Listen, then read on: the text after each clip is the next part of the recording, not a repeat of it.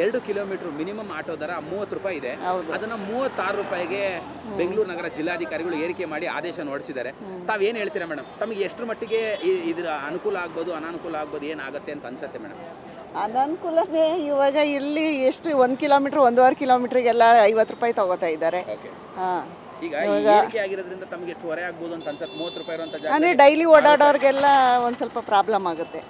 ಏನು ಹೇಳ್ತೀರಾ ಮೇಡಮ್ ನೀವು? ಏರಿಕೆ ಮಾಡೋದು ಸರಿ ಅಂತೀರಾ, ತಪ್ಪು ಅಂತೀರಾ?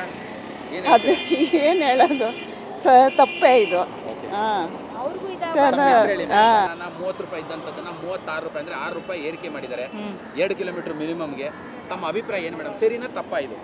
ಸರ್ ಇದು ಅದೇ ನಾನು ಹೇಳೋದು, ಅವ್ರಿಗೂ ಲಾಸ್ ಆಗಬಾರ್ದು, ನಮಗೂ ಕಷ್ಟ ಆಗಬಾರ್ದು. ನಾನು ಆ ಥರ ಹೇಳ್ತೀನಿ ಸರ್. 6 ರೂಪಾಯಿ ಸರಿನಾ ಮೇಡಮ್?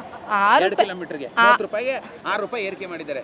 ಅದೇ ಸರ್ 6 ರೂಪಾಯಿ ಪರವಾಗಿಲ್ಲ, ಆದರೆ ಕೆಲವರು 50 ರೂಪಾಯಿ ಕೇಳಿದ್ರೆ ಅದು ಲಾಸು ಅಂತ ನಾನು ಹೇಳ್ತೀನಿ ಸರ್. ಈಗ 36 ರೂಪಾಯಿ ತಗೊಳ್ಳಿ ನಮಗೆ ಅಂತ ಆಟೋ ಚಾಲಕರು ಹೇಳ್ತಾ ಇದ್ರು.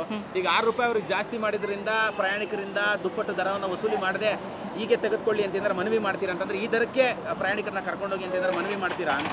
ಸರ್ 36 ರೂಪಾಯಿಗೆ ಓಕೆ ಸರ್, 50 ರೂಪಾಯಿ ಎಲ್ಲ ಕೇಳಬಾರ್ದು ಅಂತ ನಾನು ಹೇಳ್ತೀನಿ ಸರ್. ಈಗ ಎಲ್ಲ ರೇಟು ದುಬಾರಿ ಆಗ್ಯಾವ. ಇವತ್ತು ನಾವು ನೋಡ್ತೀವಿ, ನಾವು ಧಾರವಾಡದಿಂದ ಬಂದದ್ದು. ಇವತ್ತು ನಾವು ನೋಡಿದ್ರೆ ಹೋಟೆಲ್ನಾಗ 30 ರೂಪಾಯಿ ಐತಿ ಬಿಲ್ ಒಂದು ಚಾಕ್.